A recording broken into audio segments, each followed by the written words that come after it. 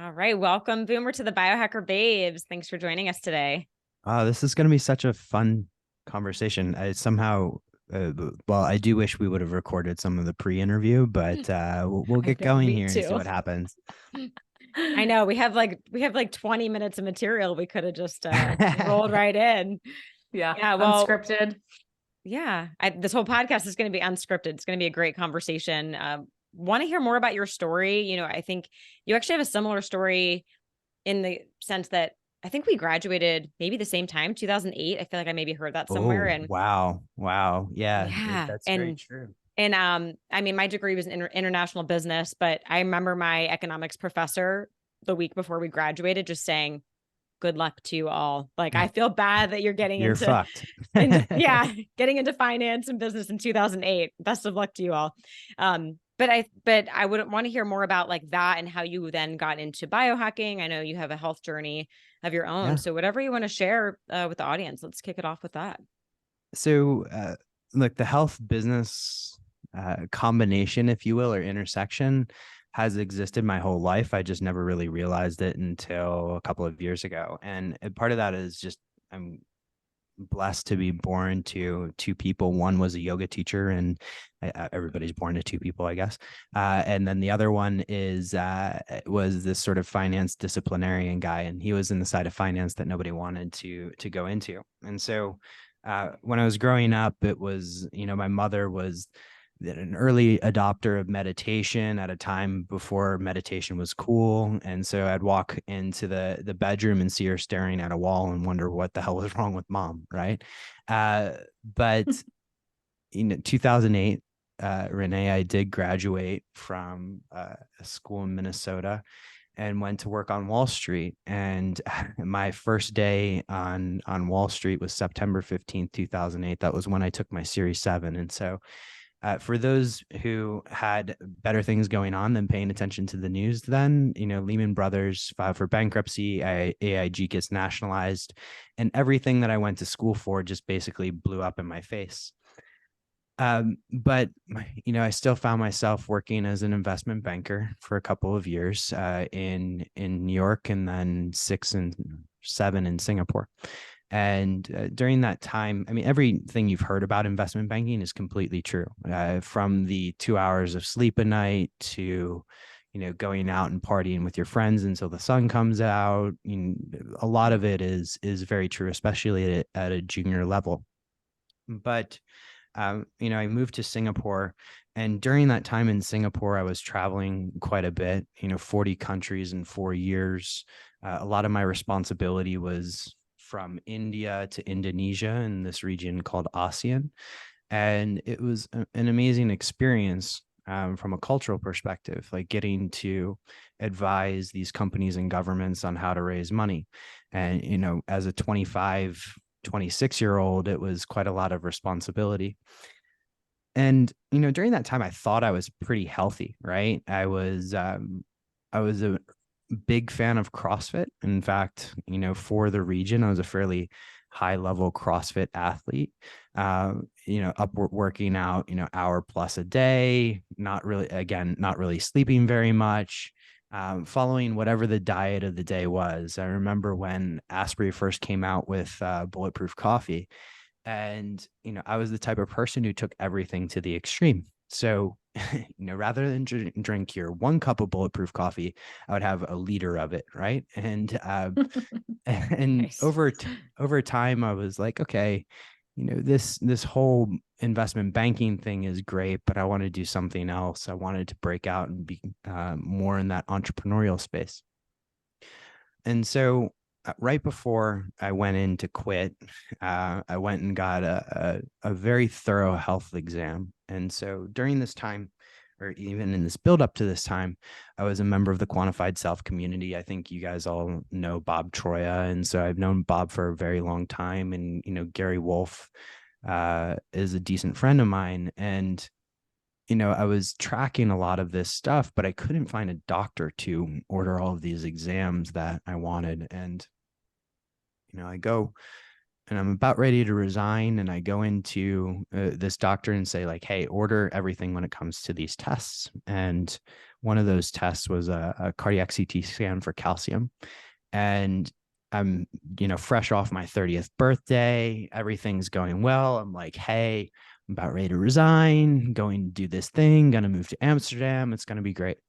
And I find out that I have calcium in my heart. So I'm 30 years old and I have a 13% stenosis of my left anterior descending artery, which is equivalent to what the cool kids call cardiovascular disease, right? And so cardiovascular disease is a leading preventative cause of death in the world.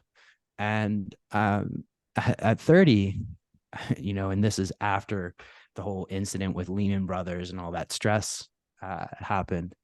And, after all this whole traveling around the world, and at 30, I'm like, okay, what the fuck did I do wrong here? Like, clearly this is like whatever I was doing, it was not the right things. So Bessie, my wife, and I moved to Amsterdam, or my now wife. And rather than going off and building an app like everybody else, I decided that I was going to try and figure out how not to die. And that actually led me to start a podcast. And because, the cool thing about, you guys have a great audience and you've been doing this for a long time. But one of the coolest things about having a podcast is like you get free consults, right? And so Oh yeah. I would reach out to whoever and say like, hey, do you want to chat? Like, I really am interested in this selfish topic because I knew nothing about like gut health or some omics science or vascular structure or whatever, right? And It's so the best free education. I know it's Yeah. fantastic. You get these really cool people who are, the leading researchers in the fields, and you get to ask them the questions that you want. And this is a time when like podcasts were just coming online, and I began to unpack everything that I was doing wrong. So I thought I was healthy. I had the perspective of a yoga teacher, but I was kind of denying that because I was doing CrossFit all the time. And basically, I didn't have a parasympathetic nervous system. And so everything was sympathetic all the time. My HRV was torpedoed in the ground, and I just kind of justified it, right? Like, hey, maybe I'm just one of those people that has a low HRV. But you start to realize that traveling all around the world in these 40 countries in 4 years, every week I was in a different time zone. And so for the 6+ years that I lived in Singapore, I basically didn't have a circadian rhythm. And you both know what the dangers are of that, right? So it was one of those things where you start to unpack it and you start to realize like, hey, maybe my diet wasn't appropriate for me. Maybe the supplements that I was listening to XYZ influencer tell me that I should take are not right for me. And then along the way, I met Ted and Scott, and they had the framework for health optimization, medicine, and practice. And then, things kind of came in place from there. So that's a little bit of the journey, but it's been a fun one. I want to know, because it seems like all the diagnostics and the wearable data was your first drop into, oh gosh, this is not what I thought it was. But how did you feel during all of that? So it's interesting because, norepinephrine is a fantastic thing, right? And too much norepinephrine, which is norepinephrine is just a neurotransmitter. You can also think of it as quasi-adrenaline in certain cases, can numb your body. And so what I was very good at, I mentioned earlier, investment banking, and the first couple of years, it's a hazing process, right? They don't want you to sleep. They want you to work all the time, and you have to somehow develop an attention to detail with 2 hours of sleep, right? So in that process, you become quite numb. And it's funny because right now, as I say that, like that Linkin Park song "Numb" comes to mind, and that was basically me. So, Lauren, I would say I felt great, but I didn't know what great actually felt like because I had just numbed my body to get through all of this experience. So it was only after I kind of took a step back, allowed myself to start getting, I mean, 6 hours of sleep for me was like a big accomplishment for a while. And so, it was, allowing myself to get that 6, 7, now 8 hours of sleep, that I felt like what it actually means to feel great, and what it actually is to be tired, because I just numb myself from that entire experience. And people listening to this might say like, hey, well, you still made it through, and you numbed yourself, and that was okay, but there was a cost to it, right? Like, I only until recently had that heart issue, and if I didn't catch it, that obviously would have put me on a different path to potentially having a heart attack before the age of 40. So it's been an interesting journey. But, getting in touch with my body has been a lot of that sort of post-banking recovery. Getting in touch. I love that. I mean, that's what we talk about in the podcast all the time, like potentially using data so we can reconnect to intuition and actually feel our way into a better experience. But for our audience that is listening, that may be stuck in a corporate job or a work schedule that is very fast paced, go, go, go, high norepinephrine cranking, numbing out, and there's no end in sight, what would you say is the lowest hanging fruit, maybe for the general popper for you? What was something you could start shifting quite immediately? So I would start with measurement. And the reason for that is something that you just alluded to, Lauren, and it was very well said, which is bringing awareness to what you're doing, right? Because if you think about that world, that go, go, go world, the last thing that you're doing is stopping to, smell the roses, so to speak. And so how do I bring awareness to the roses actually having an aroma to them? And to me, the easiest way to do that is measurement.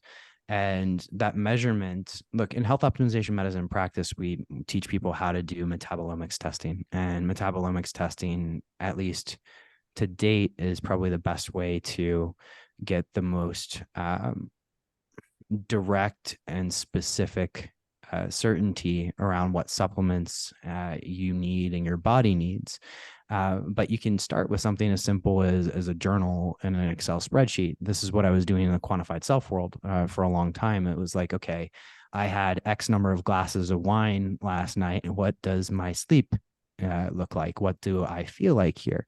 And so, awareness starts to come by putting measurement in place.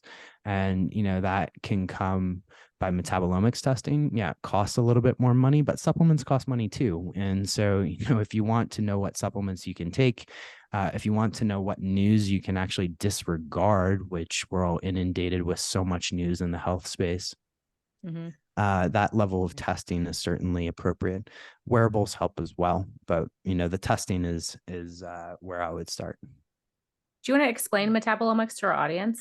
Sure. So, good point. So, Health Optimization Medicine in Practice is the nonprofit 501c3, which I'm happy to be the CEO of. And what we've come up with, and what Dr. Ted has come up with, is 7 pillars that contribute to health optimization. And so this includes areas like exposomics. And exposomics is the study of your environment and how your environment affects you. Areas like chronobiology, so those circadian rhythms that I had broken most of my life, how do those impact your health? Epigenetics, which is quite trendy right now. And so that's sort of how some of your actions affect your genes. We get into gut immune system, we get into evolutionary medicine, which is more the perspective that we take within the nonprofit, but also we get into metabolomics. And so metabolomics is, if you think about it simply, it's looking at cellular level health, where it is today and where it has been recently. And so what we do there is we measure metabolites. And so these are byproducts of cellular level processes that you can measure to determine what types of supplements you need, or what types of lifestyle modifications that you need, or even wearables. And so what I love about metabolomics is it actually provides a framework for this thing called biohacking, right? So you get into this biohacking space, and you ladies are so brilliant at how you present it, because you talk a lot about measurement and you talk a lot about, things you can do right away. But if you're coming to this space, you can look at it and say, like, holy shit, do I need to like have $250,000 in savings in order to even do this? And you have people like Brian Johnson, which I love what he's done, but spending $2 million a year, and you're like, well, is this only for those who have a net worth in the 7-8 figures? Yeah. And from the outside, you can appear to be yes, but what you can do when it comes to having something like metabolomics is you're able to have that framework to institute, okay, what do I need to, what supplements do I need to take to reduce my lipid peroxides? And lipid peroxides is a metabolite, which reflects oxidative stress. What do I need to do to improve my citric acid cycle? And so the TCA cycle, citric acid cycle, sometimes referred to as the Krebs cycle, ultimately leads to the production of adenosine triphosphate. And by having these metabolites, you can kind of choose to ignore what some of these very good marketers put out there. And you can focus on what you really, really need, which may look very different from what is sexy, what is trendy at the time. One of the things that I never really wanted, like, I came into this space and I'm like, oh, give me nootropics, right? Like, of course, the guy who's numb and has a norepinephrine issue, like, he just wants nootropics because he just wants the dopamine, more norepinephrine. Yeah. But, looking at your gut health and realizing, like, hey, you have candida overgrowth because you're on a plane all the time, and how do you deal with it? Those are some of the benefits that, metabolomics gives you. And candida, while it's talked about, is not the most sexy thing in the world. Like, you don't hear Brian Johnson, and I've got nothing against Brian, but like, you don't hear him talking about, how you can use Horopedo or Colorex for candida overgrowth. And so again, metabolomics is just one of those beautiful things that gives you a framework for biohacking, really. Yeah, which is so needed. And I Yeah. mean, everyone talks about the supplement graveyard all the time, right? And I mean, I'm guilty of it too, somewhat, because I get sent a lot of products. I get sent products and like, it didn't work for me. So then it goes into the graveyard. Renee, we should share pictures about like our closets. I have Yes. so I gave up alcohol a little while ago, and I still taste wine on occasion, like guilty pleasure, right? It kind of gets rid of the FOMO. But my old wine fridge is actually a supplement where it's like a supplement grave. I guess you put it so beautifully, graveyard, right? But I think we should all kind of share pictures of what our graveyards look like. It's kind of funny. Whose is bigger? I love the And I mean, competition. what do we do with all those products? Because, and I think it's the personalization, the bio-individualization of that, because just because it didn't work for me, it doesn't mean it's a bad product, but it still goes to the graveyard. So I think we all need to find out really what works best for us. And I'm glad you brought up Brian Johnson, because there are a lot of haters in the space about what he's doing. I appreciate what he's doing, because he's saying, yeah. I'm going to try all these things because I have the, $1 billion to do it. And I'm sharing all of my data and saying this worked, this didn't work. I would say the downside of that is, again, he's unique. So, just because it didn't work for him, that doesn't mean it's off the table for me. But I still think transparency, at least. Yeah, and so the three of us are sitting on sort of the edge, and a lot of our role is to take some of these things and interpret it for an audience, right? And so when Brian Johnson tries something, and I bring up Brian, I actually love what he's doing and sort of the thoroughness that he does things, and how, I mean, Brian is a perfect example of a guy who has a ton of data on himself, and as a result is able to make those bio-individual decisions. But he also gives me a lot of ideas, right? So there's things that I haven't heard of that I'm hearing of through Brian Johnson. And I'm like, okay, maybe I need to try this, vagus nerve stimulator, because if it doesn't work for me, maybe it works for, I still do see a couple of clients here and there. And so maybe it'll work for one of these clients, or maybe it will fit their lifestyle better. And so, for for us as interpreters, it certainly is a great source of ideas and information. Yeah. And I think, being a good practitioner involves having a wide toolbox and knowing when to pull those tools out for I think it's a particular. requirement to have a supplement graveyard if you're a practitioner, right? If you don't, like, I would question whether or tried not you're everything. trying. Yeah. Exactly. And a device graveyard, maybe that Yes, too. I mean, we can start to get That into the too. device graveyard. That one is one where Bessie kind of looks at me and says, "Okay, what are we going to do with this again? How is this going to fit?" I'm at my parents' house right now, and they even are starting to have like part of my device graveyard here. So it's fun to watch that accumulate over time. Nice. Yeah. You can up. donate them. Yes, Um, exactly. Boomer, something that just came to mind because you have traveled so much. I mean, you said at one point you were like in a different time zone every day, every week. And even now you're still traveling across time zones until you move to your new home. Do you have any top tips for people to overcome jet lag? If people Don't are travel. traveling, like, Don't travel. No, I'm joking. Look, travel. So a huge component of health for me is trying to find ways to activate the parasympathetic nervous system, right? I mentioned earlier that I basically didn't have one for so much time. And, parasympathetic nervous system, simplifying it, rest and digest.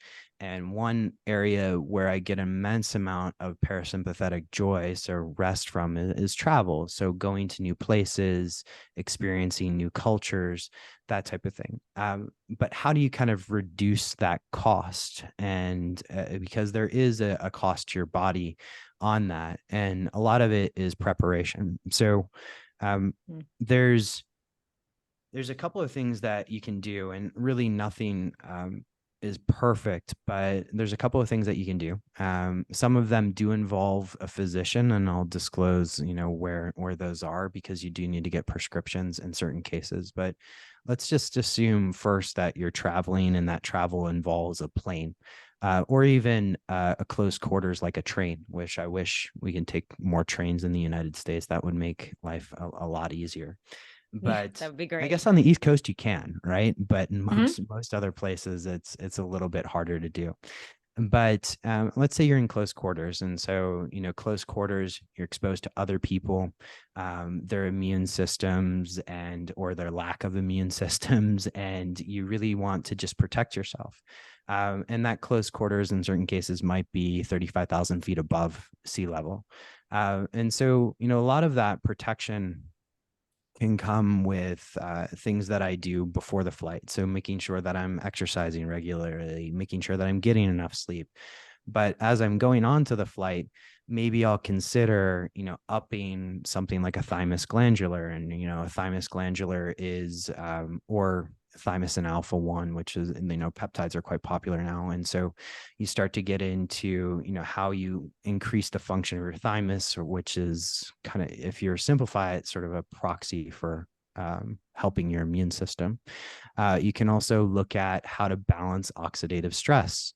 So if you're in a test tube with a bunch of other people and you don't really know what is potentially going to interrupt your system, you might have an imbalance of reactive oxygen species. And so boosting antioxidants. So vitamin C is certainly, that's an easy go-to, N-acetylcysteine as sort of a formula to kind of create more glutathione in your body. Of course, my favorite is methylene blue. Like, I'm selfish. Hey, methylene blue. Yeah, methylene blue is just, it's such a phenomenal ingredient. And one of these things that we'll get into cordyceps here in a little bit, but methylene blue, I mean, could be potentially, and this is still yet to be studied, but like it could be as powerful of an antioxidant as something like vitamin C or glutathione, right? And it also has this really cool both pro-oxidant when needed, but also antioxidant property that is really unique to methylene blue. And so I take methylene blue anytime I travel. It's an antiviral and antifungal too, which one of the things you have to consider when you're traveling all the time is those fungus, because nothing loves travel more than fungus. And so methylene blue is a huge part of it. You know, some of these other behaviors like getting sun immediately when I land in order to sync my circadian rhythms, matching my meals to the particular time zone. You know, time restricted feeding does help a lot when it comes to jet lag. And then the one that does require a medication is when you start to manipulate hormones. And so we mentioned, you know, thymus glandular earlier as a way to increase the activity of your thymus gland. But, you know, when you're starting to manipulate hormones, one of the considerations is cortisol, right? And so cortisol helps them a lot when it comes to sleep-wake function. So if you have to land and perform, it doesn't really it doesn't really replace you know, being in the same time zone, but hydrocortisone and having a hydrocortisone protocol around manipulating your cortisol levels certainly helps out a lot. And then my last thing, and again, selfish plug here, is blue carnitine, because like if I'm getting off a plane and need to perform right away, that's a great way to fire up your brain. I also have a lot of people who, a lot of friends who are, you know, new fathers. And if you have the forced sleep deprivation of a new child in your house, it's something that can help out a lot. You know, there's nothing like waking up at 3 a.m. and realizing you have to get through a full workday.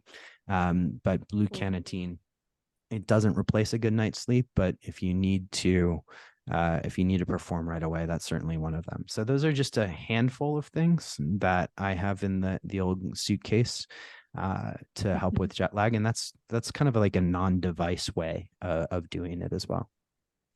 I really appreciate that you kind of covered the spectrum from prescription to some free behavioral things, some things that we can purchase, you know, some supplements and nutraceuticals. And yeah, our audience knows that we love the blue carnitine, and we just traveled back from Boulder where we get to see Dr. Scott, and like, why did I not think of front loading with the methylene blue or the blue carnitine? Because the altitude, for the first time ever in my life, and maybe you have an opinion or perspective on this, I've gotten older, age, it happens. I'm like, altitude never affected me. And this time around, really struggled with the dampening of the HRV and higher resting heart rate. So on the way home, I wised up and had some just blue, but I think front loading might have particularly helped. And curious what you think about tapping the thymus gland. That just came to me when you were talking about Ooh, tapping is something that I haven't done that in a while. It's you know, it's one of those things that talk about, you know, supplement graveyards, technology graveyards, like the tool graveyard is pretty significant too, right? Like there's certain things like tapping is one that I probably should do more, but it's been, exactly. It's another, it's a free one. And it's funny you mentioned altitude sickness, because I've never had it in my life except for I was in Tenerife during COVID, and I think I can say that word now, but it's it was and so Tenerife it's both sea level and the highest mountain in Spain. And I decided in one day that I would go from sea level to summiting that mountain, which is not among the smartest things that you can do at this point. How high? It's only 3,000 meters. So it's not like we're not talking, what was that movie? 14 Peaks or whatever. Like I wasn't doing that, the NIMS die stuff, but I watched that movie the night before, and I think it was inspiration for me to do this. And I was hiking up that mountain by myself, by the way, not a great idea. Didn't have any methylene blue, which probably could have supported the altitude sickness. And I remember being like 100 meters or 300 feet, like a football field from the top, and just saying, fuck, my body cannot do this anymore.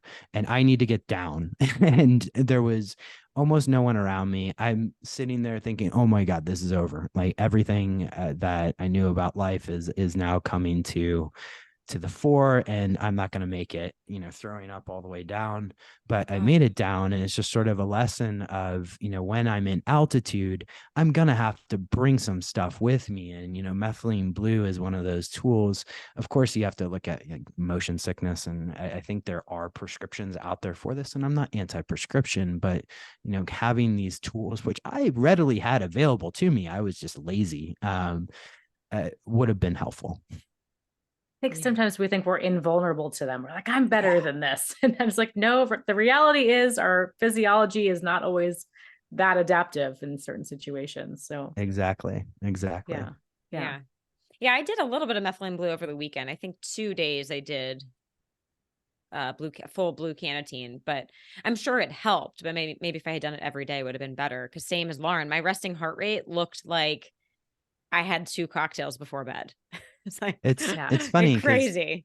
I love resting heart rate as a benchmark. And, I've been trying to figure out what are some simple metrics that I can measure to get a proxy for overall health, both in clients who, you're trying to monitor them on sort of a semi-daily or weekly basis. And how do you tell how they're doing? And lowest resting heart rate is certainly one of those. I'd be curious what you think, because, I was thinking lowest resting heart rate, if you have access to blood sugar. I know, Lauren, I think I saw a levels patch on you earlier, but today we're rocking NutriSense. Oh, there you go. Today. NutriSense. Yeah, Renee there you too. go. Yeah. So I love those devices because if you have a view into blood sugar, lowest resting heart rate variability, you can probably get a decent sense of how the person is doing, right?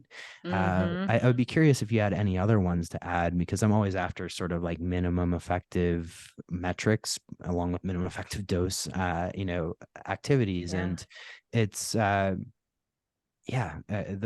ones in particular seem to be pretty important. Yeah. I mean, this is why we love the Aura Ring, and especially new with the new daily stress feature, which I find really easy to drop in and just understand, okay, I have some stress in my body. Stress is not all bad, but we shouldn't live up here all the time. And I actually was just on a walk and talk in Central Park with Molly Eastman, and we were talking about the comparison between the daily stress HRV metrics on Aura and then CGM, which I have actually found, especially at altitude, we're telling the exact same story. So it almost doesn't matter what the metric is, but if we have some kind of perspective into, is the body under some stress? Again, not all bad, but we don't want to live there. Can that be the one progress marker or the one drop in to just measure change and behaviors in clients? This is why I love quantified self. I know it didn't have as good of branding behind it as biohacking, but the whole movement behind it, and just the encouraging, even if it is something like an Apple Watch, which has improved in terms of metrics, and even if it's not as accurate, at least the data is relative to you, right? And you can kind of measure it on a longitudinal basis and gain some really cool insights. So this is awesome. Yeah, but definitely resting heart rate. I'm like, that's just an easy one that everyone knows. And if you don't have a tool, at least you can put your fingers, on your wrist or on your carotid. Yeah, that's probably the easiest one. Yeah. I mean, I love those 3. And then, and then tracking sleep in whatever sense. And maybe this is a good from the transition lady who into... sleeps well. And so she selfishly is like, I got 100% recovery last night. I'm like, oh, thank you, Renee. There's more nuance than that, she'll tell you. Hey. Yeah, of course. This illusion, Renee, you've created is fabulous. Yeah. My intense sleeping competition over here. But because I sleep so well and so much, when I don't, I feel like I'm not resilient. So over the weekend, I definitely struggled with the first night effect. I am like, the first night is so hard. So we should go into the first night. You're referring to the first night in a new location, right? And Yep. Which perceived threat. I think, but the term came from when they were doing sleep studies, in sleep labs, right? They've discovered that people didn't sleep as well, which I think sleeps well. The polysomnography test. It's just kind of funny. It's gold standard, but we all sleep horribly when we go to a sleep lab. Exactly. But I think that term has then also covered being in a new home, hotel, wherever. And so we flew to Boulder, and that first night, the good sleeper over here, I was wide awake the whole night. And I'm kicking myself because I should have taken a Tro Zzz, to drop the name. There We're going we to talk go. about There that. we We're go. going to talk about that. I ended up doing Good Tro segue. Zzz the second or third night, and I slept great. But something about that first night, your nervous system is just on high alert. I think some people struggle with it more than others, but for me, I'm just like, did I lock all the doors? Could someone break through the window? Is there a bear in there? Like all the things are going through my mind. And this is Boulder, which is a fairly you're not Safe. in like some sort of war-torn community. You're in Boulder, Colorado. So Yeah, exactly. But from the tribe, Renee, I just wanted to say thank you, because you were keeping watch while I was sleeping soundly, and then we swapped the next night, right? Like you were paradoxical on watch, effect. and then I was on watch. Yeah. Yeah. But yeah, so I mean, so Tro Zzz, like maybe I need to try that for first night. I'm going to be better about that now that I have some more, but maybe we can dive into yeah, sure. So let's go into Tro Zzz. So I think it's worth spending a moment on just kind of the Troscriptions picture of the pie, right? Because and we'll get into like how we formulate. And Renee, you were so gracious to be one of the early beta testers of Tro Zzz, and some of those ingredients didn't make it into the final formulation, but may make it into a future one. But so let's go pan out now to 35,000 feet, which is slightly higher than that mountain that I tried to climb in Tenerife. But it's so Troscriptions and health optimization medicine in practice. We launched 2 companies at the same time because one startup is not hard enough. We decided to make it really, really stressful on ourselves. And, fundamentally, it's sort of a yin and yang relationship. Health optimization medicine in practice is our nonprofit where we teach doctors and healthcare practitioners how to optimize for health rather than treat disease. A lot of that framework that I alluded to earlier boils down to not just things like behavior change and technology and measurement, but also areas like nutrient and hormone balancing. And you ladies know that like nutrient and hormone balancing in the most diligent of clients, and let me emphasize that word diligent, is it takes 6 to 9 months. And so if you have a client that comes to you and says, hey, I'm not sleeping, or, hey, I can't focus because I'm on TikTok all day long, and you tell them it's going to be 6 to 9 months before you get your focus back, well, they're going to fire you, right? Or they're going to go try and find something else. And so Troscriptions was started, and we call ourselves a formulation company rather than a supplement company to kind of plug that gap. And we say formulation because everything we do has an intended effect, meaning that we're not going to just produce a vitamin C. There's nothing wrong with vitamin C. And, I take vitamin C every day. We're not going to just produce N-acetylcysteine. I don't know why I seem to be focusing on antioxidants, but, it's everything we do. Exactly. Everything we do has an intended effect, and it's to plug that gap so that within that period of 6 to 9 months, you have a bridge.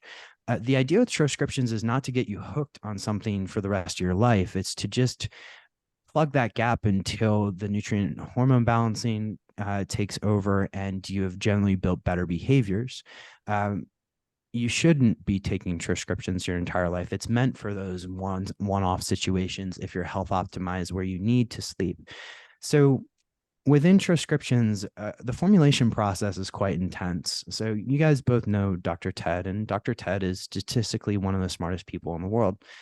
And so what we do when we decide we want to focus on an effect, and some of the things that we're going to be coming out with involve areas like sexual health or pain. And when you want to focus on an effect, you decide, first, which effect do you want to focus on? And then we dissolve the boundaries and try and figure out, what are the ingredients that work well for this effect? We look at, the biochemistry, the mechanisms of action, and look at really what are the most potent ingredients for that. And then you end up with a huge list. And so that list, usually Ted, myself, Scott sit down and we're like, okay, which of these are illegal, right? And those are the ones that get crossed off the list first.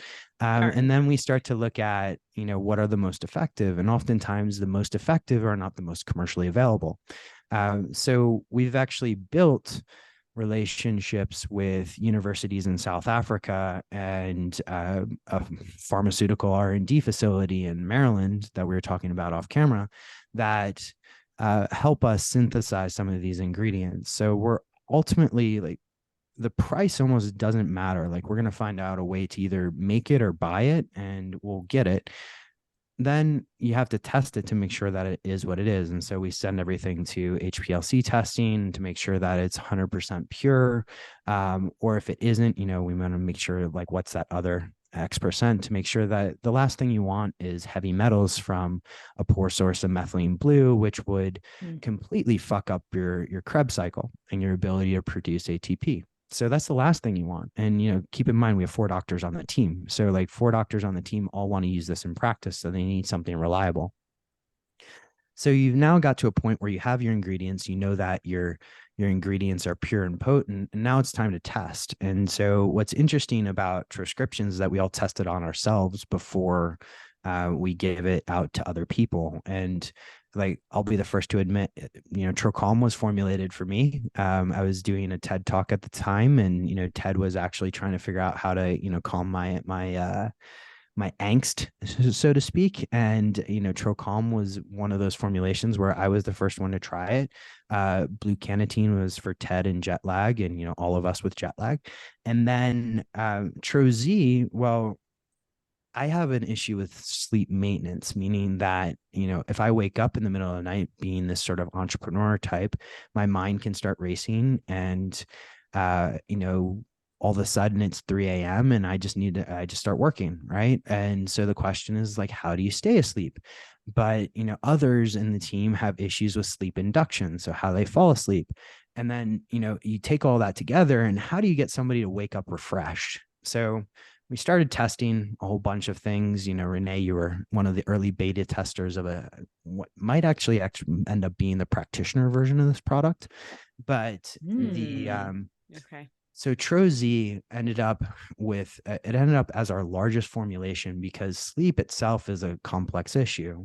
Some of it is behaviors, but we just talked about induction, maintenance, and waking up.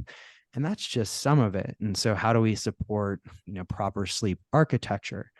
And so we ended up with 8 ingredients, which 8 ingredients is double what our largest formulations have had. And it made it a lot more hard to manufacture. So the fact that we even released this year, this has been a project that's been ongoing for 2 years, is something that I'm super excited about. So we can start to break this down in terms of ingredients. And I think since this is going to be released around the holiday season, maybe we should start with a story of Santa Claus. And this isn't really intended to be religious in any way. It's just a fun story. Is that okay if I get into that one? Let's Please, do it. I love this. Okay. Yes. So when it comes to Santa Claus, maybe you've heard this, but The Atlantic put out a YouTube video, which we can give to people. But the story of Santa Claus and the Flying Reindeer may have originated in either Russia or the Lapland in Finland. And essentially what happened is that you see these reindeer and they're chewing on this mushroom. This mushroom is Amanita muscaria. And for those of you who are like, Amanita what? It's a similar mushroom that it appears in Alice in Wonderland. It's in the mushroom that appears as Toad in Super Mario Kart. It's that red and white kind of button type mushroom. And so the shamans who saw this reindeer eating Amanita muscaria, or in certain cases, it's rumored that the shaman himself ate the Amanita muscaria. And what they ended up doing was they collected the urine of the reindeer. And so this is an interesting one. And so the shaman collects the urine of the reindeer and then drinks it himself, and then proceeds to urinate into a cup and have his acolytes drink it as well. And so the acolytes began, hallucinating. And this is a 12+ hour experience if you've ever done a high dose of this. And they began hallucinating to the point where the reindeer are flying. And it's also believed, by the way, that the shaman was sort of a bigger figure, might have had a gray beard. So the origin of Santa Claus might have come from these shamans. But okay, why did they hallucinate? And how does this have anything to do with sleep? All right. So Amanita muscaria has effectively two active ingredients. One is called ibotenic acid, which is believed to be what actually gets you to see things when you take the Amanita. It contributes significantly to that psychedelic trip, but it's also neurotoxic. So we don't want that, right? Like that's not really health optimization. And so the other ingredient is something called agarin. Agarin also goes by the name of muscimol, but agarin in lower doses is a very, very potent GABA agonist of the GABA A receptor. And so it also has a 12-hour effect. So why do we add it to a sleep formulation? Well, in lower doses, it's non-psychedelic. So it's 1 milligram. It's a potent GABA agonist. So it helps you relax. It has a 12-hour effect. So when you're talking about waking up refreshed, there's nothing better, at least for me, than waking up and realizing like, okay, these emails coming in, this news coming in, it's all okay. Like I can just take it in stride. So we added agarin to our, and it's pure agarin, by the way, we don't mess with ibotenic acid at all, into the Tro Zzz. So that's just one ingredient, right? The next one, which I think requires a little bit more of a story, is cordycepin. And so cordycepin, you've watched The Last of Us? Oh, Yes. yeah. Yes, that immediately came to mind because I'm Yeah. sure people are thinking like, wait, yeah, Last of Us, that was so good. Yeah, as my table shakes and I'm like, oh, okay, the cordyceps are after me. So first off, in Last of Us, which also did us no favors when it came to marketing this, Last of Us, Yep. the cordyceps mushroom, for those who are listening to this and haven't watched the series, the cordyceps mushroom effectively takes over the world. And so, cordyceps does have an interesting property with ants where it can make them have zombie-like features, but thus far to date, it has not done anything to humans. But what we're talking about here is cordycepin, which is very different from cordyceps. It's in fact part of the cordyceps mushroom. And cordyceps is used in the supplement space. And my friends over at Kappa Health in Finland have done some great work on this. In the supplement space, you can use it for energy. Like it's a great boost of energy and it's a great functional mushroom. Cordycepin, on the other hand, is a derivative of something called adenosine. And you both know it, like everybody here knows adenosine. Adenosine is a neurotransmitter, but it also helps promote that sort of fatigue you feel over the course of the day. Adenosine naturally builds up over the course of the day, allows you to feel tired. If you take caffeine, that's an adenosine receptor antagonist. So you essentially, it blocks the adenosine from attaching to their receptors, right? And so we have cordycepin in there to help promote both sleep drive, but also it seems to promote slow wave sleep. So, people, those of us who take it who are slightly older, myself not included here, that have lower levels of slow wave sleep naturally, we've seen increases of deep sleep due to Oura rings or on Oura rings. And it generally it has some really funky properties that I love, which are, it's an anti-inflammatory. It also anti-inflammatory via acting on TNF alpha and NF kappa B. It's a super exciting molecule that helps with sleep architecture quite a bit. And so those are two new ones. I guess the third new one that most people don't traditionally see in sleep supplements is adenosine itself. So we do give adenosine directly, which does help with sleep promotion. I secretly wished that it allowed me to drink more coffee throughout the day, but thus far, I was wondering that.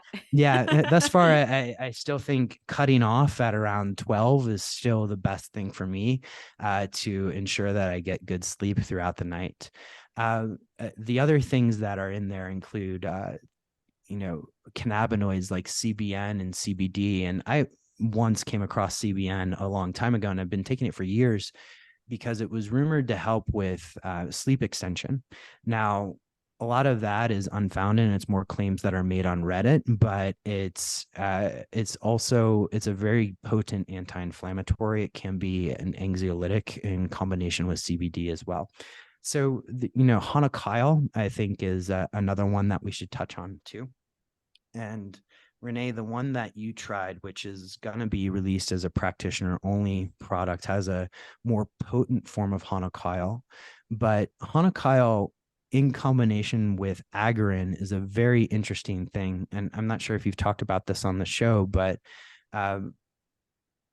Agarin, as I mentioned, is a GABA A agonist, and it has a great affinity for the GABA receptor. Hanakyle is a positive allosteric modulator. These are both very, very big words, but let's just simplify it. If you have a positive allosteric modulator and a GABA agonist together, it can enhance the effect of the affinity for the receptor. So why is that important? Because ultimately, like, we could talk about all this neurotransmitter shit for a while, but why is it important? Well, it helps increase the release, increase the production of GABA, right? And so GABA is our body's primary relaxing neurotransmitter. Glutamate, by contrast, is our body's primary excitatory neurotransmitter. What is interesting about Hanakyle is that it also helps glutamate convert to GABA. So in most functioning people, like Renee, who is the optimal sleeper, right? She probably has a normal conversion of glutamate to GABA over the course of the day. And for most people, that conversion occurs naturally. I shouldn't say for most people, because most people actually don't sleep that well anymore. But yeah, who's most people here? Yeah, exactly. I'm like, I should. That's a term I should. Generalizations get you in trouble all the time, right? And so now, most people, and when I say most people, most Americans sleep less than 6 hours a night. We know that that's not a good idea. So let's take, in good sleepers, the good sleepers who don't need supplements, your conversion from glutamate to GABA occurs naturally over the course of the day through a process called glutamic acid decarboxylase, right? And for those of us who may have bad sleep, well, that whole conversion might not work well. Well, Hanakyle actually improves that conversion. So not only is Hanakyle improving the binding of Agarin to that receptor, it's also improving the conversion of glutamate into GABA so that you have more GABA in the brain. One of the things that we've done over the course of the past really couple of years with Troscriptions is focusing on GABA, because it's funny, we see podcasts all the time on dopamine because everybody loves fucking dopamine. Very few people talk about norepinephrine. A lot of people talk about serotonin because it's, feel good. Everybody wants to feel good, right? And, serotonin has so many other effects, but, broadly speaking, the conversation gets simplified around that. But GABA is the forgotten neurotransmitter. And so how do you get people to relax? Well, we focused a lot on how we enhance GABA production in the brain. The first product to do that actually was Tro Zzz, but this is the most comprehensive one that we've done when it comes to sleep. So Hanakyle, another one that we have in the product, and really, like, Tro Zzz is a comprehensive sleep solution that, if you have sleep issues, and I stress that because we've had incidences where people who have taken it and don't have sleep issues actually have issues sleeping, it might help address those sleep issues, because we are focused on everything from induction. There's melatonin in there, of course, to maintenance, staying asleep. We have 5-HTP as well. I didn't touch on those broadly speaking because most people are familiar with them. Can get into them if you want. But we do have some of these nifty, cool new ingredients that do help all aspects of sleep architecture. That was so cool. Wow. I mean, you guys are just pulling in the most novel ingredients. It can't touch anything else in the sleep optimization supplement world, in my opinion. It's so amazing. I think that is a really important conversation, talking about the receptor sites and the binding and the affinity and the conversion. So many people are just putting these ingredients into capsules. It's like, is it actually being synthesized in the body? And before we hit record, we were talking about the bioindividuality. We have a little bit already. since we hit record, but what is another way other than metabolomic testing to really understand if this is needed? What's coming to mind for me is maybe women going through perimenopause or into menopause when progesterone levels drop. We know there's also a drop in GABA, but for men or for women that are younger, how do we know if we need this, like a higher conversion glutamate into GABA? Look, you can also test genetics, but genetics is probability. We know the issues with that. And so the question I would look at is really relating to stress and your ability to unwind. And you might be able, and this is me pontificating right now, right? Like you might be able to proxy this through HRV, right? Because in some ways, relaxation is reflected through parasympathetic nervous system, which would be reflected through vagal tone, which would then be reflected in your HRV scores. That might work. Again, that's not double-blind randomized control trial. That's me thinking off the top of my head. Makes sense to me.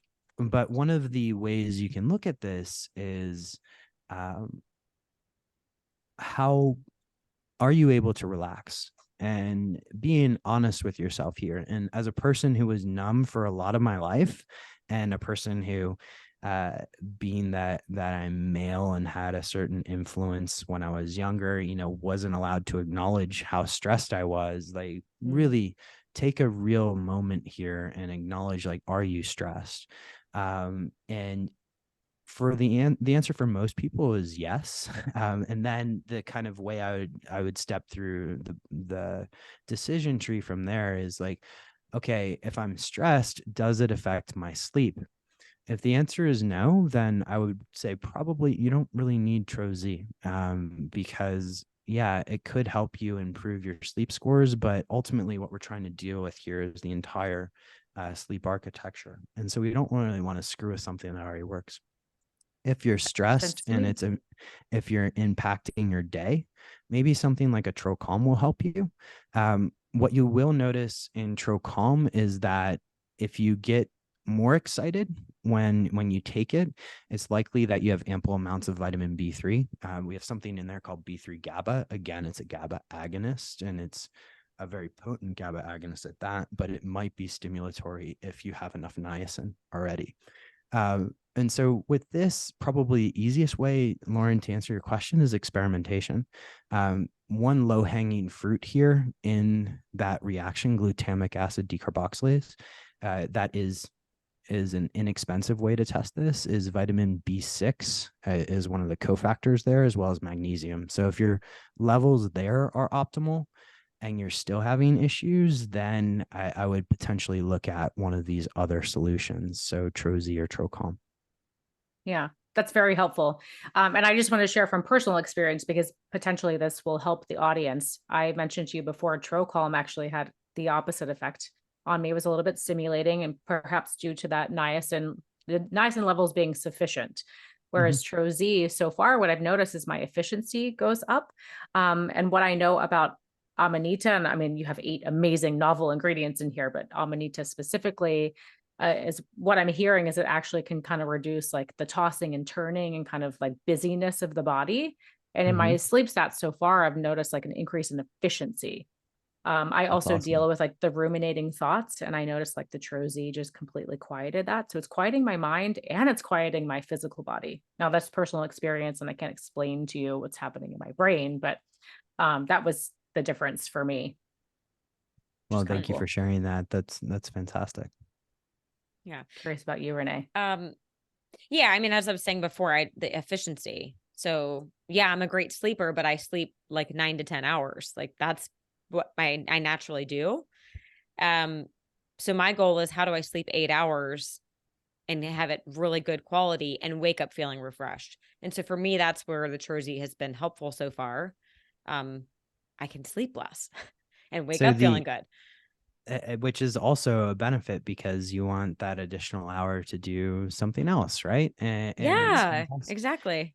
So what I would, a couple words of caution here, because one is a story, but the other is just general advice.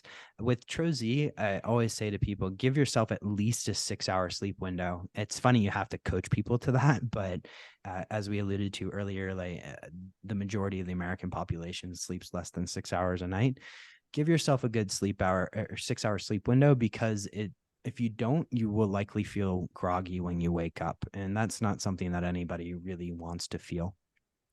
The second element is a word of caution. And this comes from one of our practitioners.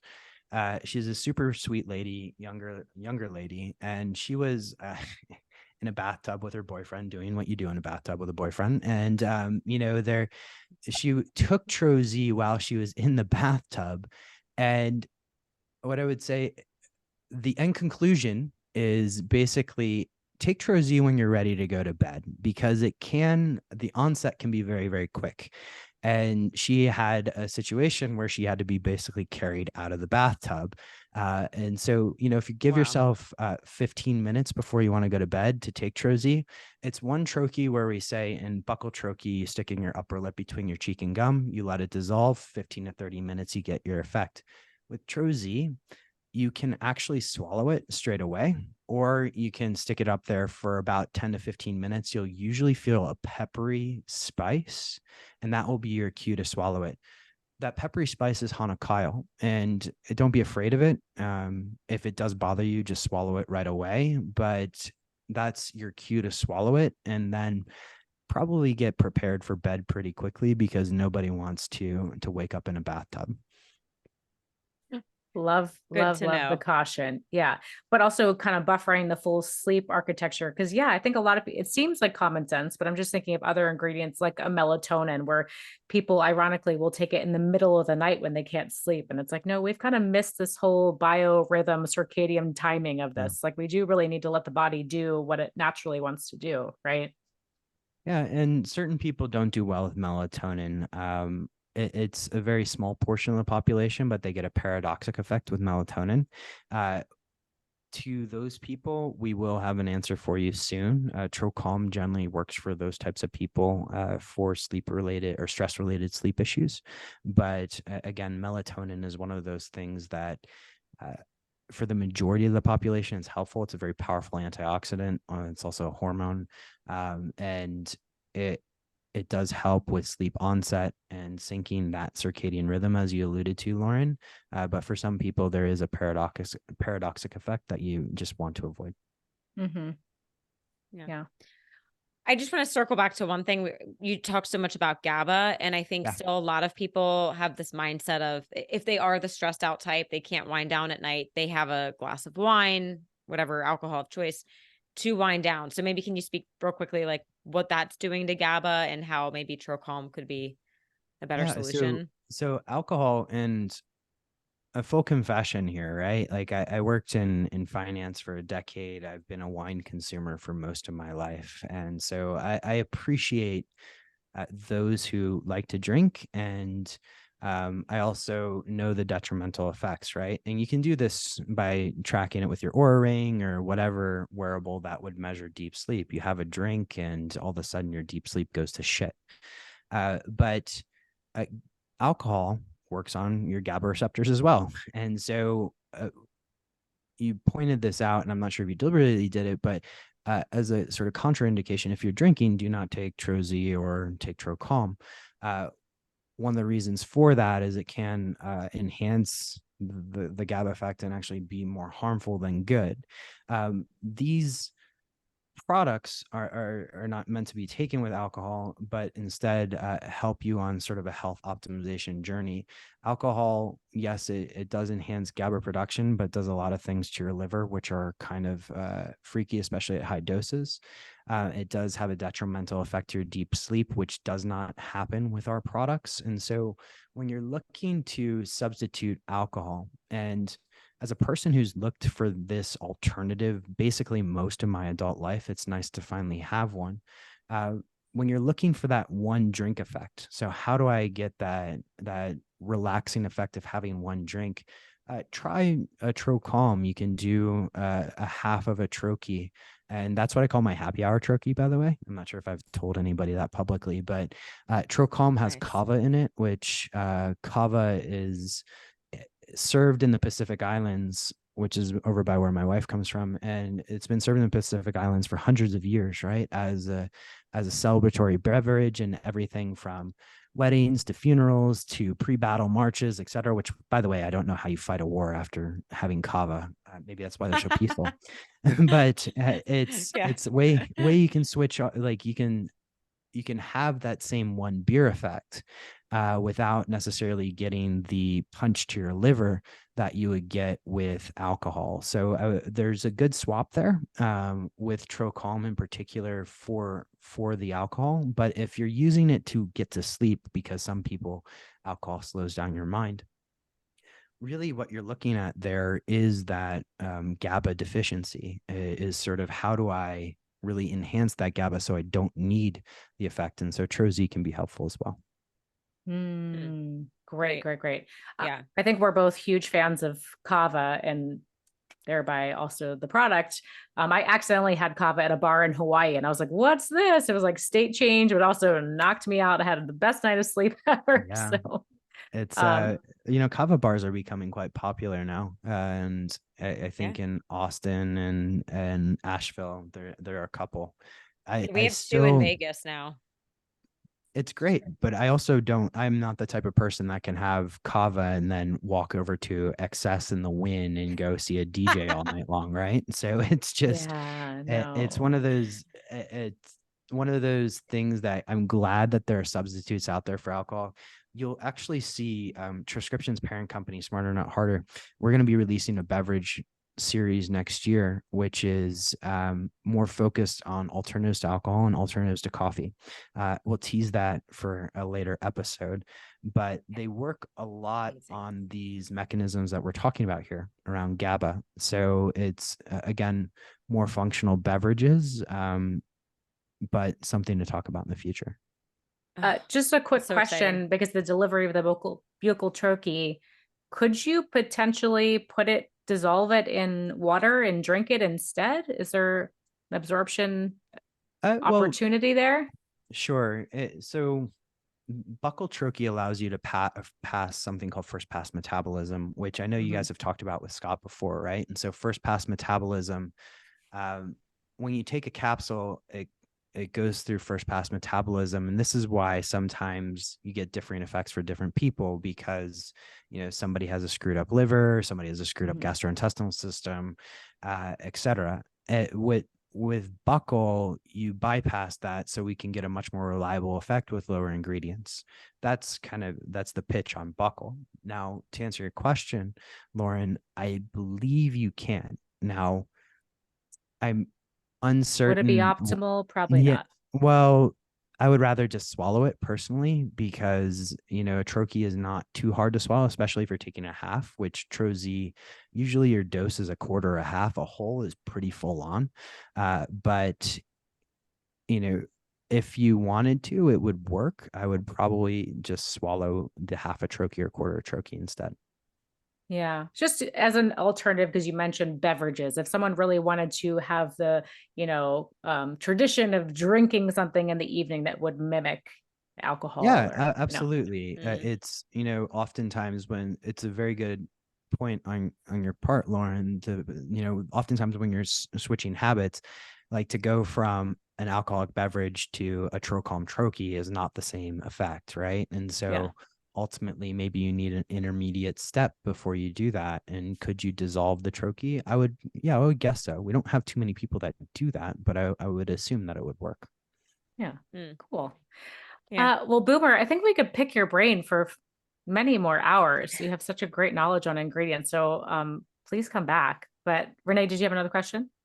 No, I was going to say the same thing. I would love to keep you here all day, but I know we're going to get to hang out. Shit, we're running out of time. Yeah, Las Vegas, I think, is around the corner. So I'll see. We'll see you in a couple weeks. Yeah. Nice to see you, Renee. Lauren, are you going to be there I as well? will be there. I will be there. So maybe we can, Yeah. another unscripted live stream, some conversations We when we can pick your certainly brain. do Yeah. this. We're gonna have a little bit of a get together at the Venetian as a side from A4M, and I know I think you're releasing this next week, right? And so, Very quick just turnaround. as a It'll heads be up for Cyber Monday when this comes out. yeah, as a heads up for people, this is the time of year where we like to give huge discounts for everything that we do, and we've had an overwhelming response to our Black Friday sale. But for Cyber Monday, if you order anything from us and you're one of the first 500 orders, you'll get a free unit of Tro Zzz. So we talked earlier about how you can use that. Tro Zzz is also available. Everything is at a 21% discount. 21 is a great Fibonacci number, but it's available all week long. So thank you ladies for coming on, or sorry, thank you ladies for having me on. And I'm usually on the other end of the microphone. And it's just been a fun experience here. And, for those who do venture out and try Tro Zzz, Tro Zzz, let us know what you think. We always want to hear your feedback, and it's amazing to me to hear stories like yours with efficiency. It's very cool. So thank you. Mm-hmm. Yeah, Yeah, of course. Thank you. Thank you so much for being here with us. So final question in our final 2 minutes here. If you could give our audience one piece of advice, something that they could incorporate into their day immediately to optimize their health, what would it be? Can I give two? Sure. Only because we're friends. Yeah, thank you. Thank you. I have to, I'm a negotiator, so I have to negotiate for everything. Fair. Very fair. The first one is meditation. And, as a person who's traveled extensively and, worked extensively all around the world, I would tell you that whole story about 40 countries in 4 years. There's only a handful of them where I actually remember the experience, and I wasn't sitting there with I was using a BlackBerry back then. Don't tell anybody. With my BlackBerry underneath the table and, messaging somebody. So meditation, even as simple as, 5-10 minutes a day, is a fantastic way to bring more presence. And I'm convinced that there's a value to return on presence. And the second one, which is sort of the theme that is, coming out throughout this entire episode, is around measurement. So if you're going to get started anywhere, just start by measuring. And that could be as simple as a journal and writing down how you feel every day. It can be an Excel spreadsheet. It can be a metabolomics test. Great. Thank you for that. Said like a true biohacker. Mm-hmm. I love it. Wow. Thank you for that. No, thank you, ladies. This has been an absolute pleasure. And we'll see you in Vegas soon. Yeah. Continue the chat. It'll never end. We'll take some hanging out with us. We'll take some Yeah, Tro Zzz and go to XS. No, I'm just kidding. I haven't been there since I was like 22, so it'll It be hasn't changed. Yeah.